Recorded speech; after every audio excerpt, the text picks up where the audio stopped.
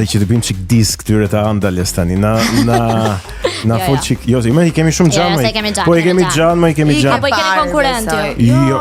Jo, sepse jemi mosha të ndryshme dhe fusha të ndryshme. Avazhir ti fol për vete për moshë. Për vete flasëm tash. Nes na ka dalë ascendenti, Jo vërtet si ke parë. Ata të Andales? Se gocat e Andales janë aktore pra te jo të gjitha Megli, po, tek Snobi, po. Harroj ndonjë, po.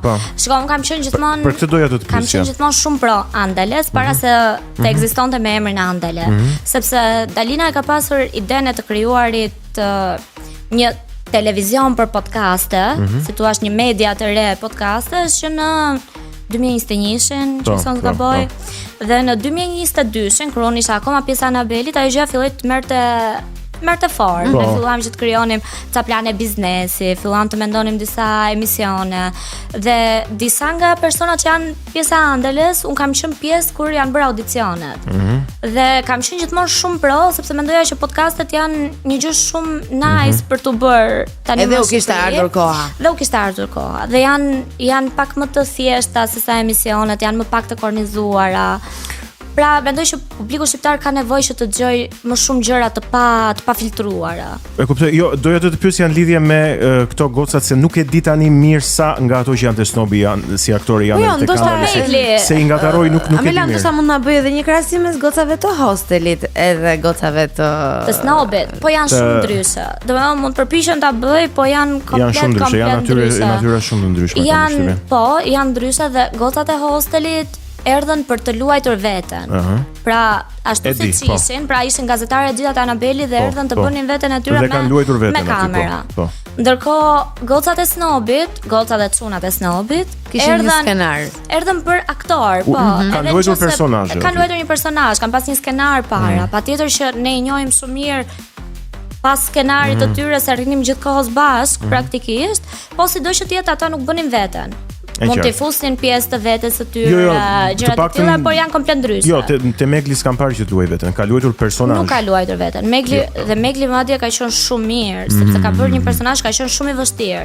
Dhe ka bërë një personazh që ka pas shumë luhatje emocionale, ka pas shumë progresion të rolit dhe me vërtetë që ka bërë shumë mirë. Por tek Andale, Megli duket që është vetvetja në pjesën e humorit. Pra ka një humor dorsak që e ka të vetën dhe ka atë spontanitetin që mendoj që ke qef që të rish dhe ta dëgjosh. Ti i një nga afër, një pjesë të tyre.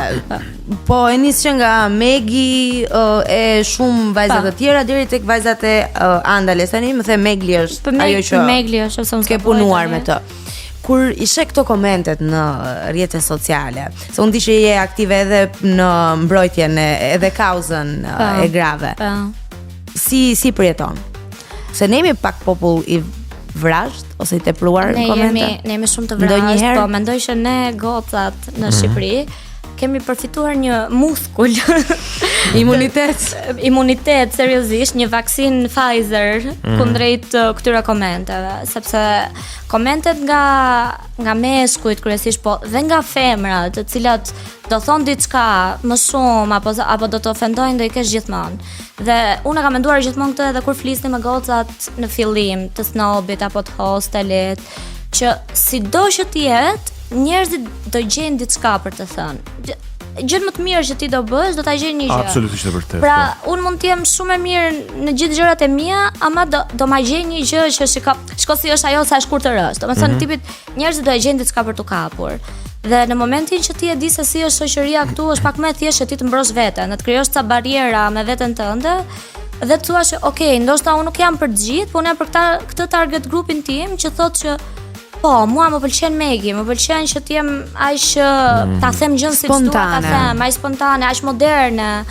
Domethënë, dhe unë mendoj që këtu është e gjitha, se nuk kemi arritur akoma në atë fazë. Ti nuk je e shkurtër, është thjesht tavolina shumë e gjatë. Shumë e vërtetë. Mos kimera. Jam shumë dakord. Por unë kualifikohem që të vendos rripin e sigurimit. Patjetër.